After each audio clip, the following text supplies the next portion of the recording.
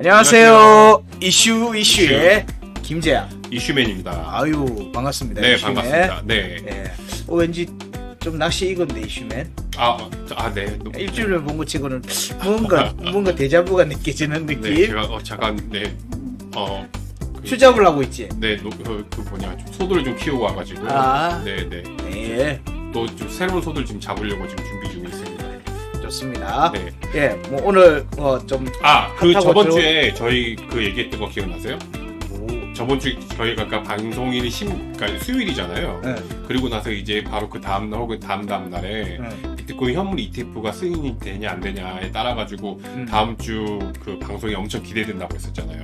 그런 말도 했어요. 네, 이게 굉장히 저희는 여기에 푹 빠져서 이게 하루하루가 굉장히 길게 느껴지겠지만은 네. 지금 비트코인 어쨌든 결론은 현물 ETF가 승인이 났죠. 그렇죠. 그리고 지금 일주일도 채 지나지 않았습니다. 네. 어쨌든 결론은 승인됐다. 네. 승인될 거는 대충 감을 잡고 있지 않았습니까? 아니 그래도 그렇다고 해서 또 정확하게 꼭 될 거다 이렇게 얘기는 못하는 그런 상황이어서 언젠간 되겠다고만 얘기했지. 네, 그런 상황이었습니다. 뭐 그 비트코인 그러면은 현물 ETF 나오고 비트코인 상승할 때 뭐 대응을 했습니까? 대응을 어떻게 할지는 이제 저희 IM머니 방송을 시청하면서 거기에 답이 있다고 생각합니다. 네. 단답형을 기대하면서 질문을 했더만은 복합적인 답변을 하고 있네. 아닙니다. 그리고 거기에 대한 힌트는 또 저번 주에 나왔던 그 이슈 점검에서도 나와 있었으니까요. 끝부분에 그 부분을 시청하시면 도움이 될 것 같습니다. 아유, 좋습니다. 네, 그래서 오늘 준비한 소식도 역시 세 가지인데요. 네. 첫 번째 뉴스부터 바로 가겠습니다. 네. 말씀드린 대로 이제 비트코인 현물 ETF가 승인이 됐습니다. 네. 그리고 나서 이제 성적에 대해서 좀 얘기를 해볼 건데요. 네. 일단은 이게 비트코인의 가격을 제외하고 거래량 같은 부분을 제가 좀 봤는데 첫날에 순유입액이 6억 5,500만 달러 그리고 이제 거래액이 40억 4,600만 달러입니다. 이게 우리나라 돈 한 6조 원 정도 되는데 이게 그러니까 금액치고는 굉장히 많은 금액인데 어느 정도 이제 전문가들이 예상하는 금액도 있지 않았을 겁니까? 그게 전문가들이 예상한 게 40억 달러예요. 40억 달러를 어느 정도 상회하는 그런 기록을 세워서 첫날 스타트 치고는 이제 괜찮다, 좋았다 이렇게 평가를 할 수 있겠고요. 그리고 나서 이제 뭐 두 번째 거래일도 6,500억 원 우리나라 돈으로 그리고 이제 총 지금 3일간의 기록을 해서 그레이스케일 포함해서 그 10종의 ETF 현물 거래량이 100억 달러에 거의 근접하고 있다는 그런 기사가 나왔습니다. 아우, 좋습니다. 작게 저기 지금 보시는 것처럼 보시면 아시겠지만 이제 그레이스케일의 거래량이 거의 이제 51억 달러로 대부분을 차지하고 있어요. 근데 이 부분 같은 경우는 어느 정도 예상을 하고 있던 그런 상황인 거잖아요, 그렇죠? 그렇죠. 네. 그 흔적들이 대부분 이제 아마 많은 일반인들 같은 경우는 ETF가 승인이 나면은 비트코인에서 극적인 상승을 기대하면서 보지 않았을까. 네네. 뭐 그런 내용들이 뭐 사실 또 기대 심리나 기사들에도 많이 나왔으니까. 네네. 근데 실제로는 그렇게 되지는 않았었죠. 그러니까 이제 저희들이 이제 10월 달에 이제 블랙록의 현물 ETF 승인에 관련돼 갖고 여러 이슈들을 만들어낼 때 얘기도 드렸지만 이들이 과연 이거를 위해서 그냥 가짜 뉴스를 냈을 것인가. 그리고 그 움직임이 만들어지기 전후의 움직임 이후에 거래량이 터진 움직임들 이런 부분들은 누가 샀을 것인가에 대한 부분들을 체크를 해봐야 된다, 고민을 해봐야 된다는 얘기를 드렸듯이 그 선침해를 하면 우리나라는 선침해를 하는 거에 대해서 사실 극도의 경기 아닌 경기 같은 반응을 보이기 민감하죠. 네. 왜냐면 이제 가진 자들의 무슨 뭐 어떤 그런 형태라고 그런 것보다는 제가 볼 때는 워낙에 이제 주식 쪽에서 선침해를 통한 이제 불법 이제 수익을 뭐 취득한다는 부분들 때문에 혹은 뭐 편법으로 뭐 취급을 한다든지요. 그렇죠. 뭐 그런 부분들이 우리나라에서는 그게 이제 부정적으로 편법이나 불법이란 개념으로 잡혀 있는 거지만 사실 이제 해외 쪽에서 이런 상품들을 할 때는 선침해를 안 하면 상품 유지를 하기 힘들어요. 그래서 지금 거래량이 터졌던 그 매수 거래량이 터졌던 그 내용들이 실제 거래소에서의 거래량이라고 생각하시면 절대 안 되죠. 네. 예. 그 상품을 산 거래 금액인 거고 그 상품을 준비한 기관들은 당연히 예, 그 전에 준비를 하고 있어야 되죠, 상품을. 예, 그게 가격에 지속적으로 영향을 주고 있었던 내용이라고 보시면 되지 않을까 생각해요. 그렇다면 이제 정리를 하자면은, 많은 어떤 투자자분들께서 희망하셨던 드라마틱한 그런 상승이 나오지 않았던 이유는 이미 이제 기관들은 선취회를 통해서 그 매수를 진행했기 때문에 그 어떤 재료나 그 가격들은 이미 반영이 됐던 그런 측면이 강했다는 그렇죠. 거죠. 예, 네. 그들이 팔 수 있는 상품들을 준비를 해야 되는 부분들이 이거는 현물 있기 때문이고. ETF이다 보니까 어쨌든 현물을 들고 있어야 되기 때문이죠. 그렇죠. 예. 그 예로 지금 블랙록 측에서는 이미 11,000개가 넘는 비트코인을 보유하고 있다고 이런 그렇죠. 기사도 났습니다. 예. 그게 시장에서 그때 당시에 승인과 더불어서 시장에서 긁었다고 해보세요. 그렇죠. 가격이 전고까지 뚫었을걸? 네. 맞습니다. 예. 그리고 이제 또 이제 그 반대로 기대와는 달리 좀 어느 정도 조정이 나왔습니다. 그렇죠. 네, 근데 이 조정에 대해서도 또 이제 실망하셨던 분들도 계시고 이제 좀 말들이 좀 있는데 이 부분에 대해서는 대부분의 이제 그레이스케일의 영향이라고 생각을 하고 있습니다. 이게 어떻게 된 거냐면은 그레이스케일 같은 경우에는 아시다시피 지금 투자 자산 쪽으로 해서 지금 굉장히 많은 비트코인을 가지고 있습니다. 그리고 거기에 대해서 GBTC라는 지금은 이제 바꿨지만은 ETF 쪽으로 GBTC라는 어떤 신탁의 상품을 가지고 있었습니다. 그렇죠. 그렇기 때문에 이미 그쪽으로 투자가 이루어졌던 부분들이고 지금 어느 정도 가격이 이전에 이 투자자들이 진입했던 가격보다 지금 가격 훨씬 이득이 많은 상태이기도 합니다. 그렇기 때문에 이 투자자들, 그러니까 GBTC에 들어갔던 이 물량들과 이걸 홀드하고 있던 투자자들은 지금 팔아도 손해가 전혀 날 것이 없는 그렇죠. 거고, 네. 그리고 또 여기서 체크해야 될 부분이 이 수수료 부분입니다. 지금 그레스케이 같은 경우는 1.5%로 다른 똑같은 그 투자자산 운용사의 가 가지고 있는 뭐 0.3%도 있고 0.2%도 있고 어떤 데는 일정의 거래량을 채우기 전까지는 아예 무료로 해주겠다 이런 그 신탁 그러니까 운용사도 있거든요. 네. 그렇기 때문에 GBTC에 들어갔던 홀더들이 여기 이걸 매수를 해가지고 다른 ETF 상품으로 갈아타기를 했다. 그렇죠. 이런 매도를 식으로 하고 이쪽으로 갈아타는 거죠. 아니면 아예 그냥 다른 ETF 상품으로 들어갔다. 어쨌든 GBTC 쪽에서 매수세가 많이 나왔다. 이렇게 많이 평가를 하시더라고요. 매도세가 많이 나온 게 아니라. 매도세입니다. 죄송합니다. 그렇죠. 네.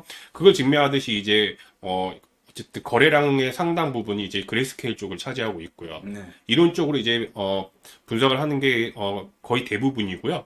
그리고 이제, 다른 쪽에 좀, 그 분석도 있는데, 이게 지금, 바이낸스를 포함한 거래소 물량에 의해서 이제 또 매도세가 이제 형성이 됐다. 이렇게 평가하는 사람들이 있더라고요. 그렇죠. 이게 지금 카이코라는 이제 분석업체에서 얘기한 건데, 출시 첫날에 바이낸스에서 이제, 3,000개 이상의 비트코인의 매수가 일어났고, 그 이후 급격하게 이제 매도세가 이렇게 나왔다고 이제 언체인상의 데이터를 이게 증거로 해가지고, 바이낸스와 OKS 측에서, 어떤 꽤나 좀 의미 있는 물량이 매도세가 나왔다. 그래서 이제 이번 조정은 거래소들의 물량에 의해서 일어난 것이다. 이렇게 또 분석을 하고 있더라고요. 뭐 저희들은 지금 현재 구간의 움직임을 작년 뭐 여름 지나면서부터 지속적으로 언급을 했던 측면이 있기 때문에 뭐 이때 언급했을 때는 사실 ETF 얘기를 하지 않았을 때니까 네네. 시장에는 ETF에 대한 내용들이 그냥 설만 떠들고 실제 신청이나 이런 게 되지 않았을 때 얘기잖아요. 네. 예, 그런 부분들을 염두에 둔다면 지금의 뭐 상승과 조정의 움직임은 추가 상승을 위한 네. 다음 상승을 위한 구간을 맞추는 움직임 정도로 저희들은 해석을 하고 있고 이 부분은 저희도 몇 번 강조를 했었죠. 예, 네, 그래서- 제한적 상승 뭐 이런 식으로 예, 표현을 하면서. 그래서 그 구간 이후의 조정은 너무나 당연한 거다. 너무 당연하고 아직 저희들 관점은 조정이 아직 이제 나오지 않았다. 제대로 된 네네. 조정이 아직 시작되지는 않았다라는 관점으로 지금 여전히 보고 있기 때문에 네. 뭐 굳이 꼭 현물 ETF라고 하는 이 요소에 너무 현혹되지 마시라. 네. 차트의 움직임은 올라가면 내려가고 내려가면 올라가고의 연속이라는 가정을 가지고 예, 시장의 투자 스케줄을 맞추시면 뭐 크게 실패하진 않으실 걸로 봅니다. 네. 어쨌든 그러면 정리를 하자 그러면은 ETF는 승인이 됐고, 그리고 이제 거래량 측면에서 본다 그러면은 뭐 괜찮은 성적이다 이렇게 해석을 할 수 있겠습니다. 네. 그리고 이제 조정 같은 경우도 지금 뭐 당연한 그런 현상이다 이렇게 분석을 할 수 있겠죠. 저희들은 그렇게 보고 있고 네. 이 조정 이후에 이제 상승 턴으로 네. 추세 전환이 되면 그게 진짜 상승으로 ETF가 이제 상품도 준비가 다 됐고 네. 이제 돈이 들어올 수 있는 모든 여건이 다 갖춰져 있는 상태니까 그때 조정 이후에 그때 장은 진짜 상승장으로 가는 네. 발판이 될 수 있기 때문에 그때는 뭐 이것저것 재면 안 되는 시점이 곧 다가올 거라고 봅니다. 그렇죠. 그리고 저희는 또 그때를 기다리고 있고요. 그렇죠. 네, 이 부분도 거의 매일 시황하실 때도 말씀드리고 있는 부분이니까. 이제 당분간은 좀 말을 안 할까 싶기도 해요. 아니에요. 제가 봤을 때는 본능적으로 다시 꺼내실 것 같습니다.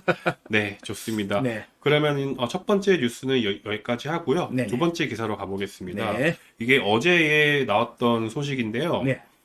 굉장히 떠들썩했죠. 그 클레이튼, 카카오의 클레이튼과 네이버의 핀시아가 메인넷 메인넷 통합 제안을 했다는 그런 기사입니다. 네, 이걸로 인해서 지금 카카오의 클레이튼이라고 말하기 지금은 좀 어색하지만은, 어쨌든 클레이튼과 관련된 이제 클레이튼 기반의 뭐 보라라든지 이런 코인들의 상승도 같이 일어나면서 지금 계속 주목을 받고 있거든요. 그렇죠. 네. 여기에 대해서 제가 간단하게 말씀드리자면은, 일단은 지금, 체인 통합이 됐다는 것은 아닙니다. 그 거버넌스에 투표가 올라왔고, 근데 이제 재단 측에서 이게 제안한 어떤 제안이기 때문에 굉장히 좀 무게감이 많이 실려있는 부분이기도 합니다. 그렇죠. 어쨌든 이게 투표로 내월, 그 다음 달 2월까지 이렇게 진행을 될 예정이고요. 네네. 네, 그리고 이제 그래서 아시아 최대 거버넌스를 구축 강화를 하겠다는 목표로 네. 이렇게 진행된다고, 그 목표로 이제 한다고 합니다. 이 부분에 대해서는 근데 이게 장점과 단점 같은 게 좀 많이 명확하게 나뉠 것 같아요. 이 부분이 좀 뒤에서 다시 설명을 하겠고요. 일단 이게 메인앱이 통합된다. 이게 무슨 의미일까요? 완전히 그냥 두 코인이 합친다는 그런 의미일까요? 뭐 메인넷이 통합된다는 얘기는 하나 별도의 다른 코인이 하나 만들어지는 거죠. 그러면 이게 코인의 체인을 네. 한쪽으로 흡수를 하든지 아니면은 흡수도 완전히 가능하고 아예 그냥 제3의 그게 나올 수도 있고. 흡수하지를 않을 거라 보여요. 네. 이게 새로운 블록체인이 새로운 스타트라는 관점을 보면 만약에 흡수였으면 네. 어떤 체인의 블록체인을 있는 형태로 이렇게 진행이 될 건데 그런 네네. 내용이 없잖아요. 네. 예, 그 말은 이제 새로운 메인넷을 뭐 새로운 체인을 하나 더 파겠다는 얘기로 보고 네. 기존의 체인은 이제 일정 부분 이제 폐기. 이게 뭐 안 좋은 얘기는 폐기가 되는 거고. 네네. 예, 그래서 뭐 어쨌든 뭐 락이라든지. 저격용 총을 준비할까요? 아닙니다. 아닙니다. 네. 예, 이게 그 기존에 이게 지금 대기업 간이죠. 대기업 간에 사실 이렇게 블록체인에 관련돼 있는 합병 관련돼 있는 내용들의 네네. 또 다른 버전인 것 같다라는 네. 걸로 얘기할 수도 있고요. 네. 근데 이게 이슈가 될 수 있는 여지는 충분히 있어요. 그렇죠. 왜냐면은 군침을 흘릴 만한 재료들은 올라가 있어요. 근데 이 재료가 좀 별로 신선하진 않은 거는 떠나서 네. 요리는 모양새가 좋게 나올 것 같아. 그렇죠. 예. 이게 그 웹3라고 하는 거를 타이틀을 걸고 나왔는데 네. 웹3라고 하는 시장에서 가장 중요한 내용 중에 하나가 사실은 이제 로그인 아이디예요. 그 개인화되어 있는 아이디에 대한 부분들. 그래서 디지털 아이디에 대한 내용들이 그래서 수시로 나오고 네. 여기에 대한 내용이 나오게 되면 이제 지갑에 대한 내용이 나올 수밖에 없어요. 메신저와 통합해서. 그렇죠. 네. 이 두 회사 모두 메신저를 가지고 있고 한쪽은 카카오톡이고 한쪽은 라인이죠. 네. 이 두 회사 모두가 메신저의 아시아에서의 메신저의 강자 역할을 자체하고 있는 상태이기 때문에 네. 여기에 또 특히나 카카오 같은 경우는 클립이라고 해서 카카오톡 안에 네. 암호화폐 지갑이 들어와 있거든요. 근데 네. 제대로 활용을 못 해보고 클레이튼이 좀 부진하게 돼버리고 카카오톡에서 좀 이렇게 배제시키려고 하는 부분들로 이어져 버렸죠. 워낙 클레이튼이 좀 실적이 안 좋아지는 바람에 이런 부분들이 서로 이렇게 합병의 가능성을 웹3라고 하는 시장에서 메신저와 지갑 이라는 요소, 그리고 거기에는 당연히 따라오는 사용자가 있겠죠. 네. 예, 이런 부분들을 보면 사실 웹3 시장에서는 굉장히 큰 이슈를, 이점을 쥐고 들어가는 부분이 될 수는 있다고 봐요. 그런 제휴뿐만이 아니라 일단은 뭐 다 많은 분들이 아시겠지만은 네이버와 그냥 원초적으로 봤을 때 네이버와 카카오 얘기를 안 꺼낼 수가 없을 것 같고요. 그리고 이제 가격적인 측면에서 봤을 땐 이제 뭐 기존 발행량의 몇 프로 소각 그리고 미유통량을 영구적으로 제거한다 이런 이슈로 또 가격 상승 요인이 된 것 같고요. 그리고 그것뿐만이 아니라 이제 이렇게 한쪽에 이제 새로운 이제 PDT라는 지금 가칭이지만 PDT라는 코인으로 탄생을 한다고 합니다. 이게 통과가 된다 그러면은. 네. 그러면 이제 클레이튼을 가지고 있던 홀더분들이나 핀시아를 가지고 있던 홀더분들이나 이거를 PDT라는 새로운 코인으로 이제 변환해 줄 텐데 여기에 대한 이제 체인과 코인 간의 그런 환율 차가 있기 때문에 한쪽이 그 가격이 상승하게 된다 그러면 자연스럽게 그 남은 한쪽도 같이 동반 상승하는 그런 경향이 있거든요. 네. 그런 측면에서 이제 가격이 많이 상승이 많이 됐다고 보고요. 일단 이제 뭐 어쨌거나 뭐 뭐 블록체인 간의 뭐 사업성이라든지 지금까지 성과 이런 거는 일단은 잠시 뒤로 놓고서라도 일단 호재만으로도 지금 충분히 가격이 올랐으니까 이슈가 되고 있는 듯합니다. 이 부분에 대해서는 좀 더 제가 나중에 좀 더 다시 다루도록 하겠고요. 얘기하고 싶은데 네. 요 내용들은 저희 또 이슈맨이 지금 네. 차곡차곡 또 파고 있습니다. 네. 파고 있는 내용들을 모아서 정리해서 저희들 또 주간 이슈에서 다뤄드릴 거니까. 네. 예, 그래서 그 부분 내용 정리해드린 것처럼 참고하시고요. 가격적인 측면에서는 지금까지는 좀 긍정적으로 형성이 되었다. 이슈를 타고. 그리고 이제 클레이튼 홀더 분들 같은 경우에는 일단은 뭐 크게 신경을 쓰진 않지만 가격이 올라가서 일단 좋다. 뭐 이런 분위기가 전반적이고요. 네. 그리고 핀시아 홀더 분께서는, 이쪽도 호재이긴 하죠. 지금까지 이제 핀시아 같은 경우에는 뭘 보여준 게 없어요, 사실. 한 게 없는데 예, 보여준 게 없기 이름만 때문에. 바꿨죠. 보여준 게 없기 때문에 어떤 메인넷의 성능을 검증한다던가 이런 게 없기 때문에 이쪽도 뭐 손해보는 그런 병합은 아니라고 보고 그리고 있습니다. 심지어 클레이튼 가지고 있던 부분들도 버리고 뭐 코스모스나 뭐 다른 데로 이더에 뭐 EVM을 장착한 뭐 다른 체인으로의 이전 뭐 이런 부분들도 얘기가 나오는 것 네, 같아요. 그런 얘기도 나오고 이렇게 뭐 이런 식으로 이더리움 그러니까 EVM과 뭐 코스모스 간의 뭐 체인 뭐 병합 이런 사례들도 찾고 뭐 이런 기사도 뭐 이런 커뮤니티 반응도 있더라고요. 지금 막 할 말이 이만큼 올랐는데 네, 이 네. 부분도 나중에 다시 네. 좀 더 자세히 다뤄보도록 하겠습니다. 네네. 어쨌든 이 부분은 좀 그래서 가격적인 상승과 함께 지금 굉장히 좀 이슈가 되고 있는 부분입니다. 네. 네, 클레이튼과 핀시압의 메인넷 구축 통합이 이제 제한됐다. 결과는 내달 2월 2일쯤에 나올 것이다. 이렇게 정리하면 되겠고요. 네. 네, 세 번째 기사입니다. 이게 지금 오늘이 저희가 지금 녹화 일자로 17일인데 이제 현지 시각, 미국 시각으로 내일이 17일입니다. 네. 근데 이제 굉장히 알트코인한테는 좀 중요한 날이라고 볼 수 있어요. 그리고 어떤 이유 때문에 그러냐면은 지난해 6월이죠. SEC, 그러니까 증권거래위원회는 코인베이스를 증권법 위반으로 고소를 했습니다. 이 부분도 이제 여러 차례 들으셔서 아시겠지만은 그전에는 물론 이제 바이낸스도 똑같이 기소를 했고요. 이 내용이 뭐냐면은 코인베이스가 이제 플랫폼을 통해서 잠재적인 투자자를 모집하고 고객 자금 및 뭐 수수료 부과 등을 포함해서 미등록 브로커로 운영이 되었다. 그리고 스테이킹 서비스도 이제 위법이다, 불법이다 이렇게 지금 기소를 했고 고소를 했었습니다. 네. 그러니까 정리를 하자 그러면은 코인베이스에서 거래되고 있는 일종 코인들에 대해서 그 코인들은 증권의 정의를 충족하지 않는 암호화폐이기 때문에 SEC에 신고하고 등록을 해야 되는데 그렇게 하지 않았기 때문에 너네는 위법 행위를 한 거다. 이렇게 지금 고소를 한 상태이고요. 네. 당연히 이제 코인베이스 측에서는 반발을 했고 그 변론을 하는 날짜가 이제 17일입니다. 내일이 그 네네. 변론일이네요. 현지 시각으로 17일이고요. 그렇기 때문에 이 부분이 굉장히 좀 중요한 날짜가 됩니다. 그리고 이제 여기서 이제 증권법으로 이슈로 지금 거론되고 있는 토큰들이 그 당시에는 19종 정도 됐는데 지금 13종 정도 된다고 합니다. 지금 좀 작게 지금 나오긴 했지만은 화면에 언급하자면 솔라나, 에이다, 폴리곤, 파일코인, 샌드박스, 엑시 인피니티, 칠리즈, 플로우, 인터넷 컴퓨터, 니어 프로토콜, 보이저, 덱시, 넥소 이렇게 13종입니다. 네. 딱 들으셔서 아시겠지만 대부분 좀 유명한 그런 코인들이잖아요. 네네. 그래서 자칫 잘못한다는 게 코인베이스 측의 기각 요청이, 그러니까 코인베이스 측의 변론이 기각이 된다 그러면은 이게 방금 언급들이 나열한 코인들이 증권화 이슈를 좀 벗어나기가 힘들다라는 그런 리스크가 있다는 뜻입니다. 그렇게 시장에서 그렇게 받아들일 개연성이 있다는 얘기죠. 그렇죠. 네네. 그럼 가격적인 좀 출렁임이 발생할 개연성도 있다라고 봐야 되겠네요. 그런 재료가 될 수가 있죠. 네네.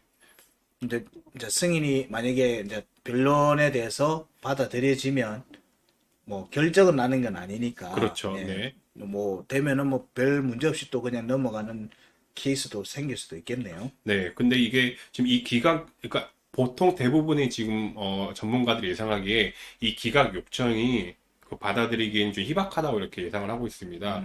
왜냐하면 이제 유가증권이 아니라고, 그러니까 언급된 코인들이 유가증권이 아니라고 증명하기가 어렵다는 측면입니다.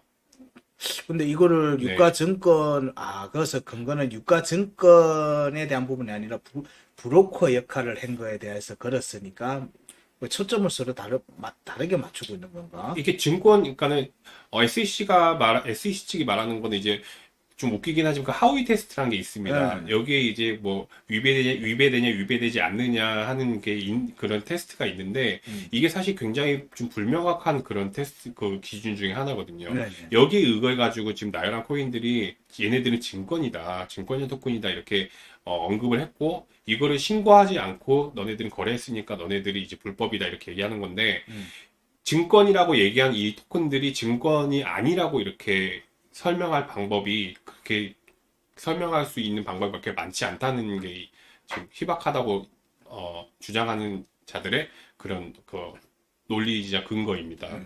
네, 그와 반해서 또 이제 긍정적으로 보는 그런 시선도 있어요. 그 이유가 뭐냐면은 이 변론을 캐서린 폴크파일라라는 판사에게 이제 그 변론이 들어갈 건데 이 판사가 낸 판결이 하나가 있습니다. 지난 8월에 그 이더리움은 상품이라면서 그 유니스왑에 대한 집단 소송을 기각했습니다. 이런 전례가 있거든요. 그때 이제 판결문이 그 의회와 법인이 아직 암호화폐를 증권으로 분류할지 상품으로 분류할지 결정을 못했다면서 그렇죠. 유니스왑을 상대로 한 집단 소송을 기각한 전례가 있어서 이런 거를 따진다 그러면 이 판사가 그 코인베이스 측으로 좀 유리한 판결 내지 않겠느냐 이렇게 저는 좀 그게 좀 더 합리적인 접근이라고 보긴 하는데. 그렇습니까? 예, 법에서 정의가 이게 참 재밌는 게 네, 우리나라는 네, 법에서 정의가 안 됐으면은 네. 이거에 대해서 정의가 안 됐기 때문에 하면 안 돼. 네, 예, 이 관점으로 접근을 하는 측면이 많고요. 네, 하고 실제로 그 부분들로 압박을 하는 케이스가 굉장히 많은 게 일반적인데 미국이나 이런 데는 그 법이 나왔을 때 그 법에서 적용이 안 됐으면 그 법으로 인한 위법성이 밝혀지지 않은 바에는 처벌을 하지 않아요. 예. 그래서 이제 법에 대한 접근 해석이 조금 우리나라는 좀 다른 측면이 있거든요. 네, 그래서 정의되지 않은 사실 지금 미 의회에서 이게 정의되지 않은 부분들이 있는 거고 그리고 실제 앞에 언급했던 종목들이 코인베이스에 대한 부분이잖아요. 네, 거래소에 대한 부분이고 실제로는 전 세계 해외 거래소들이 다 거래하는 데는 전혀 문제가 왜냐면 정권으로 지정하지 않은 상태이기 때문에 네. 예, 똑같은 상황이거든요. 거기에 대해서 지금 제가 또 한 가지 더 제 개인적인 의견을 힘을 실어주자면은 이게 처음에 그 고소가 들어갔던 게 작년 6월이라고 제가 말씀드렸잖아요. 그때 정권 이슈 나왔을 때 얘기하시죠? 있었잖아요. 근데 지금 그때와 지금 사이에 그레이스케일의 무승수라든가 어쨌든 법원이 리플의 승소뿐만 네, 아니라 맞습니다. 암호화폐에 대한 법원의 시각이 많이 달라졌다는 사실을 또 근거로 들 수 있을 것 그렇죠. 같아요. 뭐 그런 부분도 실제로 감안해야 그리고 그레이스케일의 승소권이 이번 비트코인 ETF. 현물 ETF를 승인하는데 굉장한 근거가 된 상황인 만큼 이게 처음에는 이제 앞서서 얘기했던 것처럼 이 코인이 증권이냐 증권이 아니냐는 이런 건 밝혀낸다기보다는 이미 이제 법적인 해석으로도 이게 지금 제도권 안에 들어오고 싶어 하고, 그리고 이제 시선이 달라졌기 때문에 어떻게 보면 이제 암호화폐계 쪽으로 유리한 판결이 좀 나올 수 있는 그런 근거가 충분히 마련되지 않았나, 저도 그렇게 생각을 하고 있습니다. 저도 뭐 그 부분을 동의를 하는 편입니다. 네. 네. 그래서 이거는 그 즉시 판결을 내릴 수도 있고, 또 이거를 결론을 내리기까지 몇 주도 혹은 몇 달에 걸릴 수도 있습니다. 아니면 또 추가적으로 자료를 제출해라 이렇게 요청을 할 수도 있는데요. 결과가 어떻게 나올지는 아직 모르겠지만은, 제가 말씀드린 것처럼 그 대부분은 좀 이게 좀 안 좋은 쪽으로 갈 수 있겠다 이렇게 예상을 하고 있지만은, 또 다른 쪽에는 또 긍정적으로, 암호화폐계에서는 긍정적으로 이렇게 예상을 하고 그 근거가 지금 조금씩 나타내고 있는 만큼 이 부분에 대해서는 그래도 좀 주목을 하고 있어야 될 그런 사안이라고 생각을 하고 있습니다. 그리고 알겠습니다. 저희가 아까 말씀드린 그 언급했던 대부분 또 근데 좀 유명하고 시총도 높은 코인들이라서 이게 진짜 좀 그런 시나리오는 그리고 싶진 않지만, 이걸 또 주제로 또 막 비난론자들이 또 어떤 전략을 펼치고 이게 시장이 흔들릴 수도 있어서 그 부분이 조금은 걱정되기는 합니다, 사실. 뭐 그거는 일단 결과가 나와봐야지 네. 대충 알 수 있는 내용이니까 예단하기는 힘들죠. 이게 거의 뭐라고 얘기해야 될까요? 이제 마지못해 현물 ETF를 승인한 SEC가 남긴 마지막 뭐 유산이라고 해야 되나? 어쨌든 그렇게 좀 보고 있습니다. 네, 알겠습니다. 네, 그래서 그래서 오늘 준비한 소식은 여기까지입니다. 예. 오늘 이슈에서 다른 주제가 첫 번째 현물 ETF 승인 이후에 비트코인 뭐 현물 ETF 성적들, 네. 뭐 그리고 비트코인 가격의 움직임, 네네. 뭐 이런 부분에 대한 내용. 그다음에 두 번째가 네이버 카카오 블록체인 통합에 관련된 거. 네.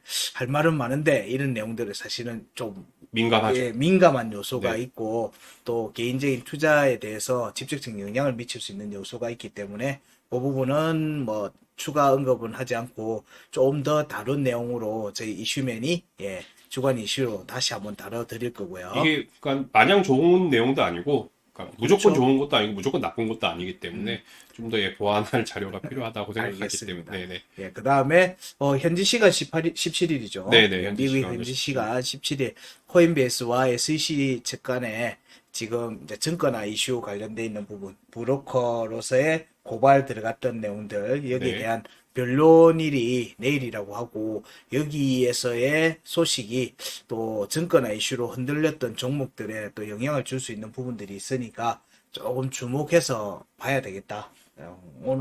오늘 주제들은 다 좀 굵직굵직하고 다 하지만은 좀 심각하고, 네, 네, 어, 그렇습니다. 힘 좀 쓰셨네요, 이슈맨. 저렇게 그냥 소식들이 나왔더라고요. 요즘 이슈맨이 지난주부터 힘을 내기 시작하고 있습니다. 저는 아무런 힘이 없습니다. 1월달 마칠 때까지 열심히 힘을 팍팍 내시기 바랍니다. 알겠습니다. 다음 주도 또 이슈, 즐거운 이슈, 다음 주는 좀 즐거운 걸로 가져오세요. 네, 알겠습니다. 너무 무겁잖아. 네, 알겠습니다. 오늘 이슈, 주제 3가지에 대해서 다뤄봤고요. 여기 관련되어 있는 뉴스들이나 이런 부분들은 또 시황이나 이럴 때 저희가 다시 한번 계속 다뤄보려고. 팔로우 해드릴 테니까. 아까 했던 내용들 조금 딥한 내용들은 이슈맨의 주간 이슈 부분들을 또 한번 참고하시기 바랍니다.